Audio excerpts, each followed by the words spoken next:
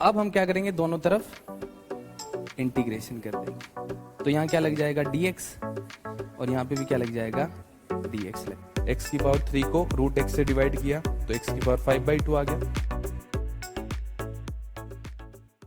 तो सबसे पहली एक्सरसाइज 7.1 है।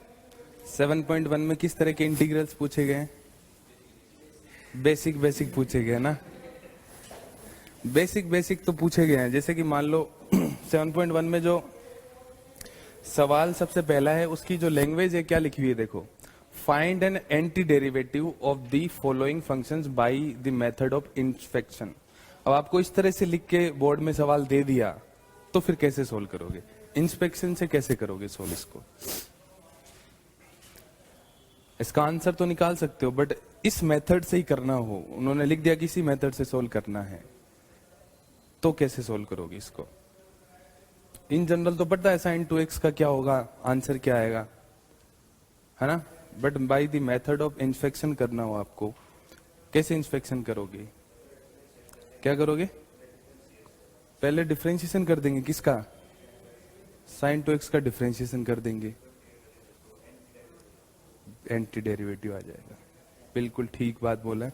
तो देखो क्या करना है अपने को, sin 2x को डिफरेंशिएट करें तो क्या आएगा,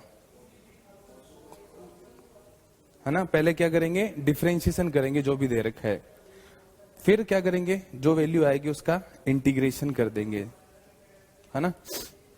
तो sin 2x का डिफरेंशिएशन करना है या cos 2x का डिफरेंशिएशन करें, पहले तो ये बात, क्योंकि cos 2x का डिफरेंशिएशन करने पे क्या आएगा, साइन में आएगा, है ना, और फिर इंटीग्रेशन दोनों तरफ ले लेंगे।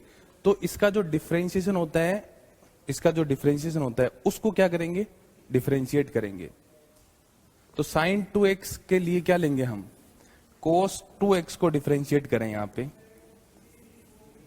cos 2x को डिफरेंशिएट करें तो क्या मिलेगा,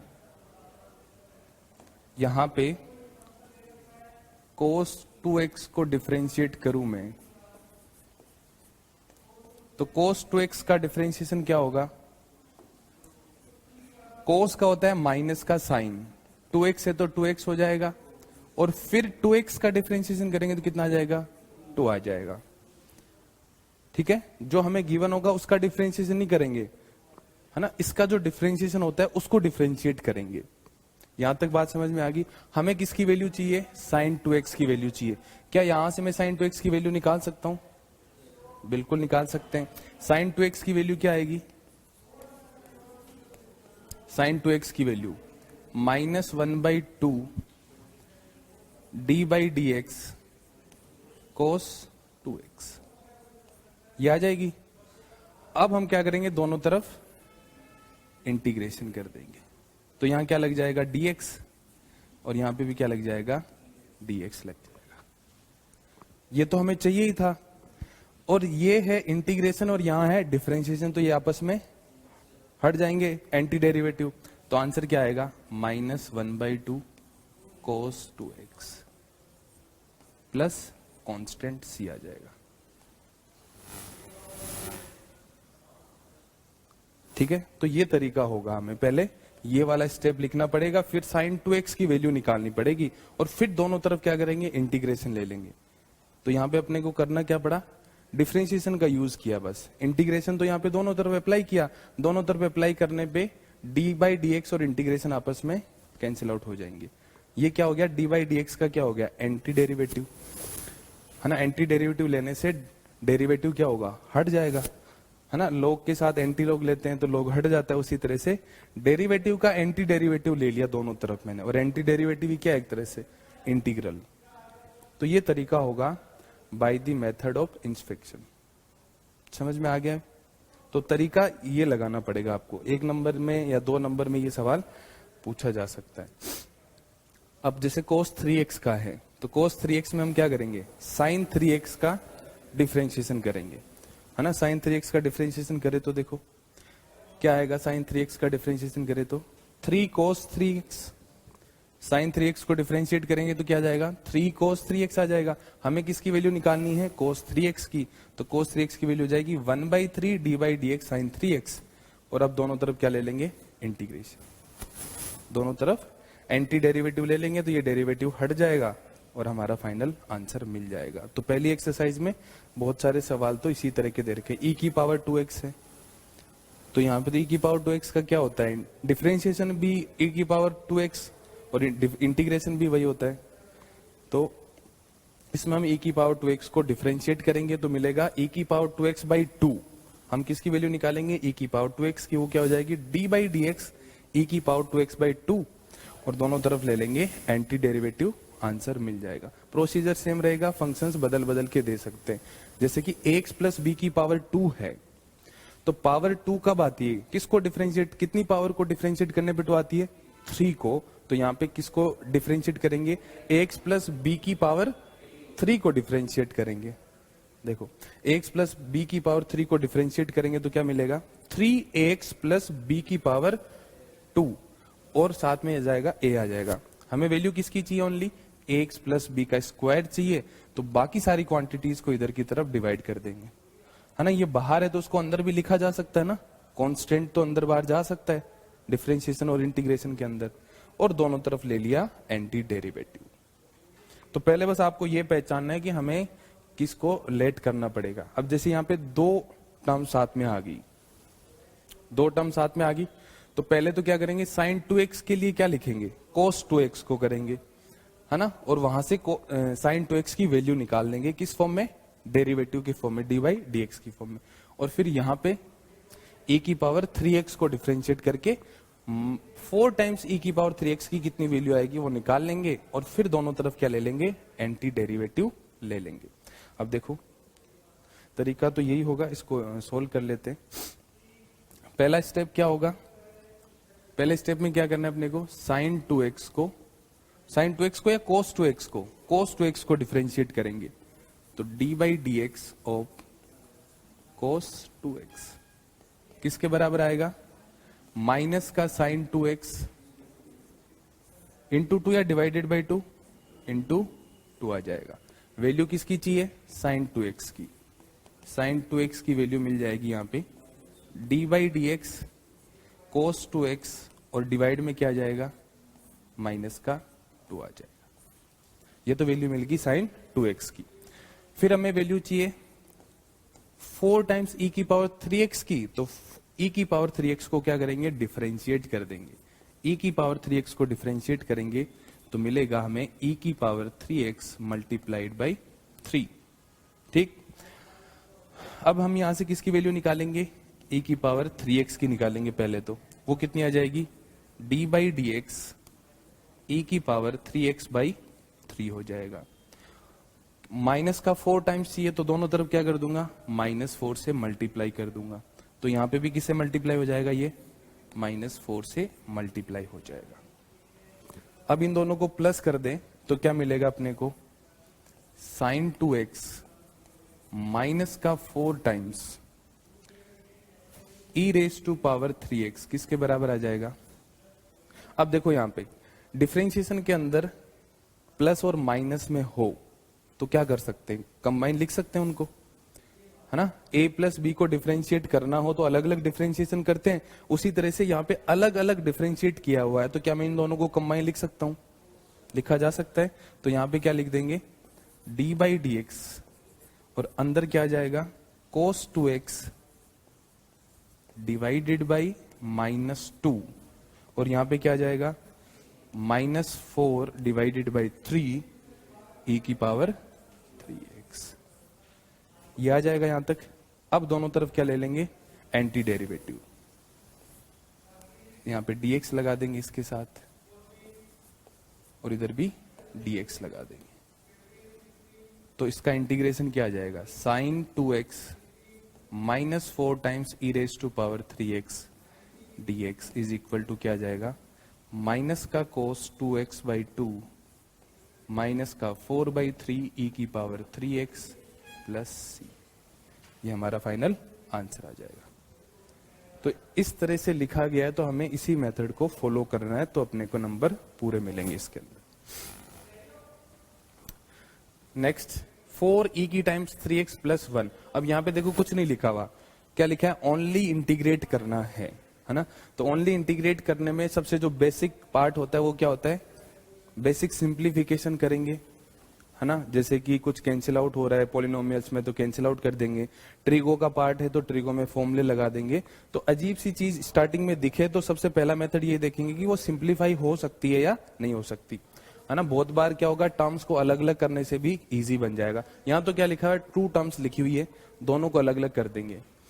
4e⁻³ प्लस 1 है तो 4e⁻³ का इंटीग्रेशन अलग से निकाल देंगे, 1 का इंटीग्रेशन अलग से निकाल देंगे। तो क्या आएगा यहाँ पे, इंटीग्रेशन 4.e⁻³ dx और इसको अलग कर दिया 1.dx। 4 को बाहर निकाला, e⁻³ को इंटीग्रेट किया तो e⁻³ 1 को इंटीग्रेट किया तो x प्लस c। ये तो बहुत ही इजी सवाल हो गया आपके लिए। सेकंड देखो, अब यहाँ पे आपको दिखने में तो x² मल्टीप्लाई 1 माइनस x² दिख रहा है ना। तो यहाँ पे जैसे डिफरेंशिएशन करते हैं प्रोडक्ट में हो तो प्रोडक्ट 2 लगाते हैं, यहाँ बाय पार्ट्स नहीं लगाना, पहले देखना है कि ये सिंप्लीफाई हो सकता है क्या। ये बहुत ही इजीली सिंप्लीफाई हो सकता है। कैसे होगा, x² से अंदर मल्टीप्लाई कर दो तो क्या बचेगा, x² माइनस 1 बचेगा। x² माइनस 1 को इंटीग्रेट कर दो अलग अलग करके, अंदर मल्टीप्लाई करते x² बचेगा 1 बचेगा। x² का इंटीग्रेशन x⁻³ 1 का इंटीग्रेशन x हो जाएगा। ठीक है, अब ये सवाल मान लो 1 नंबर में पूछा गया तो आप इस फॉर्मूले को भी मेंशन कर दो तो अच्छी बात है। फॉर्मूला जो भी लगाते हो उसको मेंशन कर दो, तो उससे क्या होगा कि आपको प्लस पॉइंट मिलते जाएंगे, आप सारी चीजें क्लियर करते रहोगे। प्लस पॉइंट का मतलब क्या है, एग्जामिनर को इंप्रेस करने की बात होती है। कुछ गलती मान लो आपकी छोटी मोटी होती है, उसको इग्नोर किया जा सकता है, आपने सारी चीजें क्लियरली लिखी हुई हो तो। जो भी फॉर्मूला यूज किया साथ में लिखते चले गए, नीट एंड क्लीन किया। गलती होने के बाद भी ऐसा नहीं है कि आप उसको, मतलब आपकी आदत क्या होती है, गलती होगी तो उसको दिख ना जाए मैंने क्या गलती की है, ऐसे कर देते हो।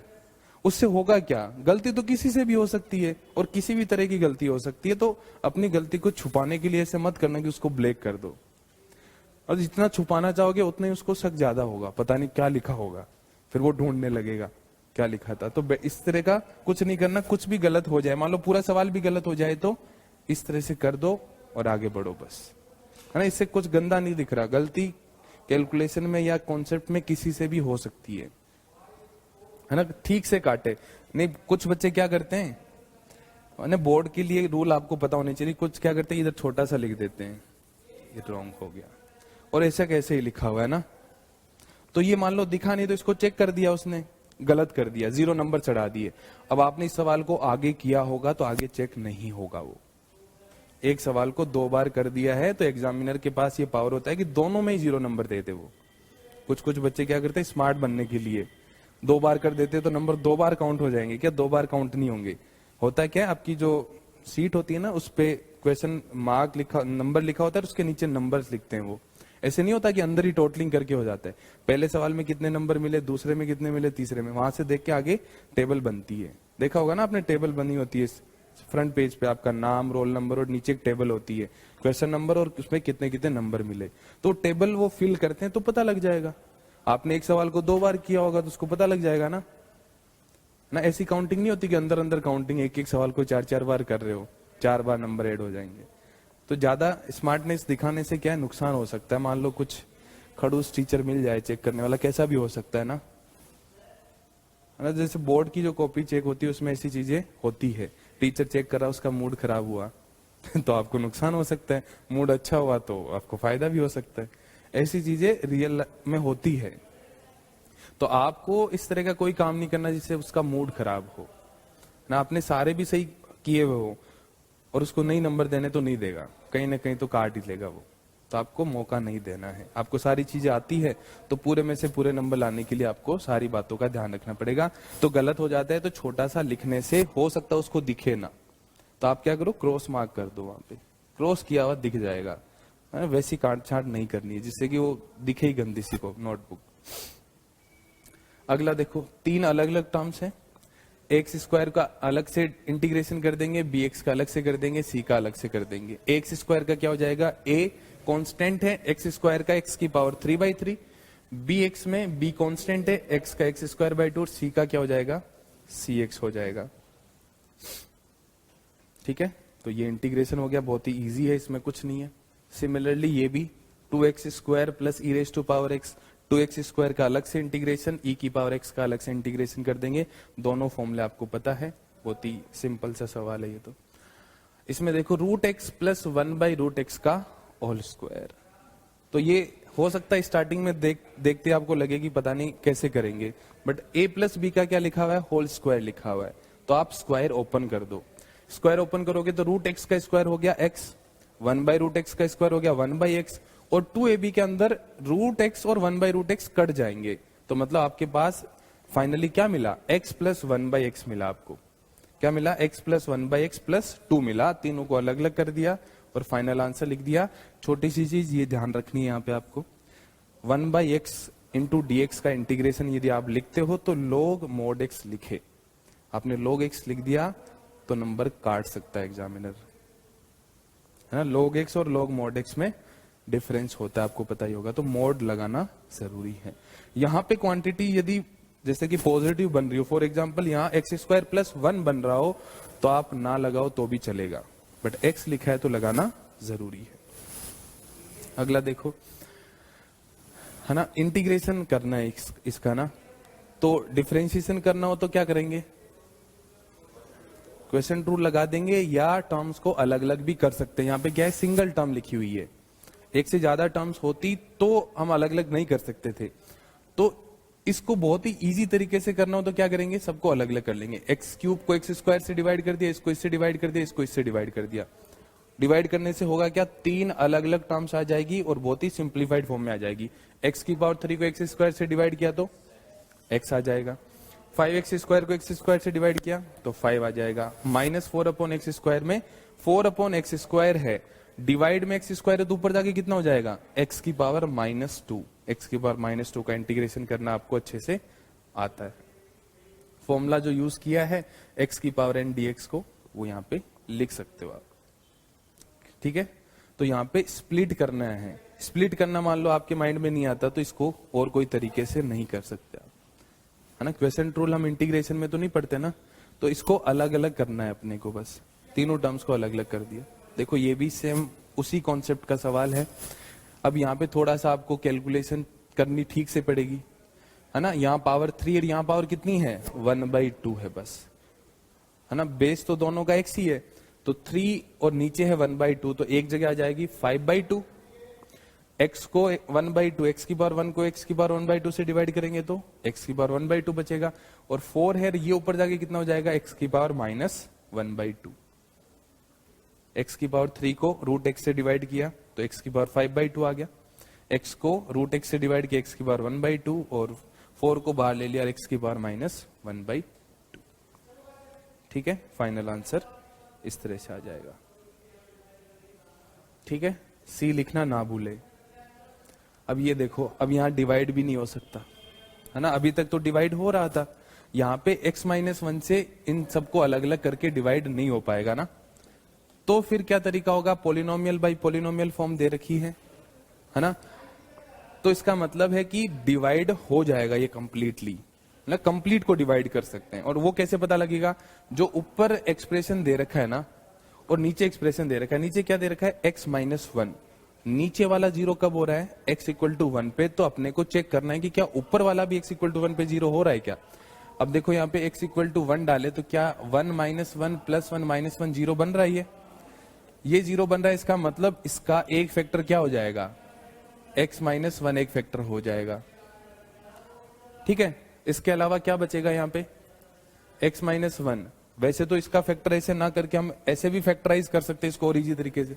यहां से क्या कॉमन ले लिया, x², तो क्या आ जाएगा x-1, और यहां से क्या कॉमन ले लिया 1, तो आ गया x-1, और डिवाइड में क्या है x- into dx। x-1 common आके कैंसिल आउट हो जाएगा, बचेगा क्या x² + 1, जिसको आप बहुत ही इजी तरीके से क्या कर सकते हो, इंटीग्रेट कर सकते हो। यहाँ पे x-1 को ले लिया कॉमन, यहां बचेगा x² + 1 upon x- dx। x² का इंटीग्रेशन x की पावर 3/3, 1 का इंटीग्रेशन x + c, आंसर हो जाएगा। ठीक है, तो इस तरह का सवाल पूछा जा सकता है।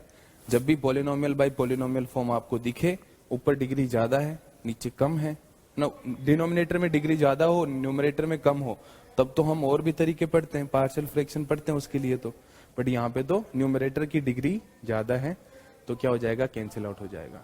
अब देखो यहाँ पे प्रोडक्ट की फॉर्म में लिखा हुआ है, क्या करोगे, अंदर मल्टीप्लाई कर देंगे, है ना। 1 माइनस एक्स की पावर, सॉरी 1 माइनस एक्स को किससे मल्टीप्लाई किया गया है, रूट एक्स से मल्टीप्लाई करना है, तो यहाँ क्या जाएगा रूट एक्स, और यहाँ क्या जाएगा एक्स की पावर 3/2, दोनों को अलग अलग इंटीग्रेट कर दो, आंसर मिल जाएगा। रूट एक्स और एक्स की पावर 3/2, फॉर्मूला कौन सा लगेगा, एक्स की पावर n वाला फॉर्मूला लगेगा, फाइनल आंसर आ जाएगा। अगला देखो, सिमिलर कॉन्सेप्ट पे है, रूट एक्स से इसको मल्टीप्लाई करेंगे तो यहाँ पावर 5/2 हो जाएगी, यहाँ मल्टीप्लाई करेंगे तो पावर 3/2 हो जाएगी, और यहाँ मल्टीप्लाई करेंगे तो पावर 1/2 रहेगी। तीनों जगह एक्स की पावर n का फॉर्मूला लगा देना है, आंसर मिल जाएगा। कैलकुलेशन में गलती मत करना ना, 5/2 है, 3/2 है, 1/2 है, तो ध्यान क्या रखना, देखो x की पावर n का फॉर्मूला क्या लगता है, x की पावर n अपॉन n+1, जो पावर में आता है वही डिनोमिनेटर में आता है ना। x की पावर 7/2 है, तो डिनोमिनेटर में क्या आएगा 7/2, तो फाइनल आंसर में क्या लिखते हैं अपन, 2/7 लिखते हैं। तो आप डायरेक्ट लिखना चाहो तो उसका रेसिप्रोकल करके उसको क्या कर दोगे, मल्टीप्लाई कर दोगे। मल्टीप्लाई में 3 था तो ये क्या हो गया 6, यहाँ 2 था तो 4 हो गया, पहले से 3 था तो यहाँ पे 3 से 3 कट गया, ये बचा क्या 2 बच गया। तो यहाँ पे कैलकुलेशन में आपसे गलती हो सकती है, इसके अलावा तो कुछ नहीं होगा। ये भी बहुत इजी है, 2x minus 3 cos x plus e की पावर x, तीनों का अलग अलग इंटीग्रेशन कर सकते हो, इसमें कुछ भी ऐसा नहीं है। ये भी सेम कॉन्सेप्ट पे है, 2x स्क्वायर को इंटीग्रेट कर दो, माइनस 3 sin x को इंटीग्रेट कर दो, 5 रूट x को इंटीग्रेट कर दो, तीनों में क्या लगा, फॉर्मूला लग गया, x स्क्वायर का, sin x का और रूट x का आपको इंटीग्रेशन आना चाहिए। नेक्स्ट देखो सीकेंट एक्स प्लस 10x, तो यहां पे क्या करेंगे, मल्टीप्लाई करेंगे, क्या करेंगे, मल्टीप्लाई कर देंगे ना। मल्टीप्लाई करने के बाद सीकेंट स्क्वायर और सीकेंट एक्स 10x, फिर क्या करेंगे, दोनों का इंटीग्रेशन किस किस का होता है हमारे पास, सीकेंट स्क्वायर का क्या होता है 10x, और सीकेंट एक्स 10x का सीकेंट एक्स, दोनों का फॉर्मूला लग जाएगा। सीकेंट स्क्वायर का डायरेक्ट इंटीग्रेशन होता है, सीकेंट एक्स 10x का डायरेक्ट इंटीग्रेशन होता है, मल्टीप्लाई करने के बाद आएगा। यहां देखो secant square x upon cosecant square x है, क्या करोगे, इसको साइन कोस में कन्वर्ट कर दो, क्या करोगे साइन कोस में, तो ये नीचे आके कोस बन गया, ऊपर जाके साइन बन गया, तो ये क्या लिखा हुआ है साइन स्क्वायर एक्स अपॉन कोस square x, sine square x plus cos square, sine square x upon कोस स्क्वायर एक्स कितना हो गया टेन स्क्वायर एक्स। क्या टेन स्क्वायर एक्स का फॉर्मूला अपने को पता है क्या, टेन स्क्वायर का तो फॉर्मूला डायरेक्ट नहीं होता इंटीग्रेशन का, तो किस में चेंज कर लेंगे सीकेंट, तो टेन स्क्वायर एक्स लिख देंगे secant square x -1, secant square का डायरेक्ट होता है इंटीग्रेशन 10x, 1 का हो जाएगा x और प्लस c, ठीक है।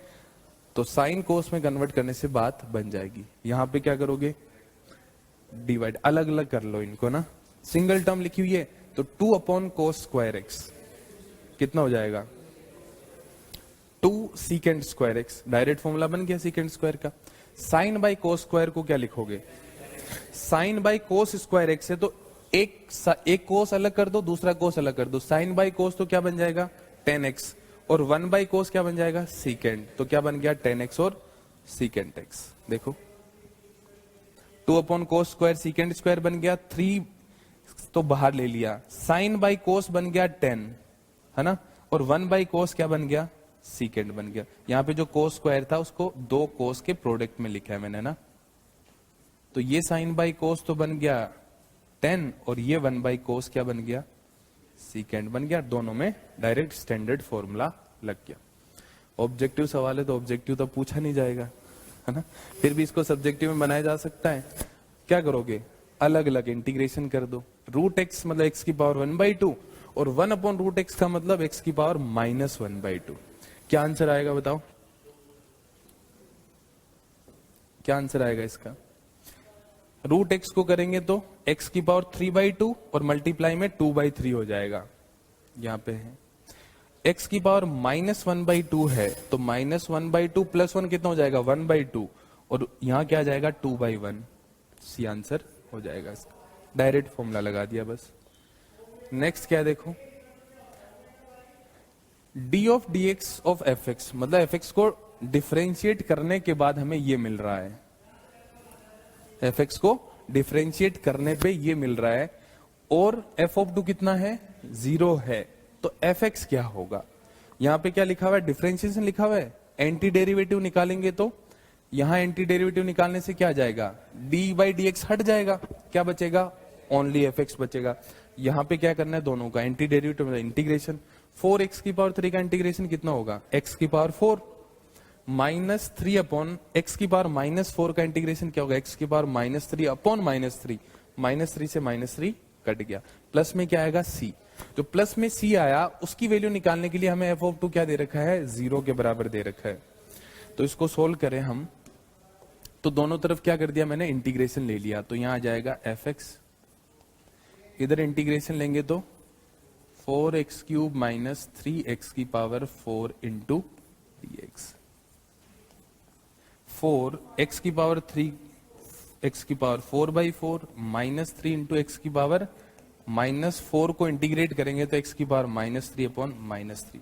इससे ये कट गया, प्लस का c आ जाएगा। -3 से -3 कट गया है तो x की पावर 4 प्लस माइनस तो हट गया, प्लस में क्या जाएगा? 1 अपॉन पावर 3 प्लस सी। ये एफ एक्स आ गया। हमें सी भी नहीं चाहिए, तो सी नहीं चाहिए तो एफ ऑफ 2 कितना दे रखा है अपने को? 0। तो एफ ऑफ 2 इक्वल टू 0, मतलब एक्स की वैल्यू 2 पुट करने पे एफ एक्स कितना बन रहा है? 0 बन रहा है। तो मतलब 2 की पावर 4 16 प्लस 1/8 प्लस सी की वैल्यू कितनी होगी? 0। तो सी किसके बराबर हो जाएगा? माइनस का 16 प्लस 1/8। 16 8 जा कितना होता है?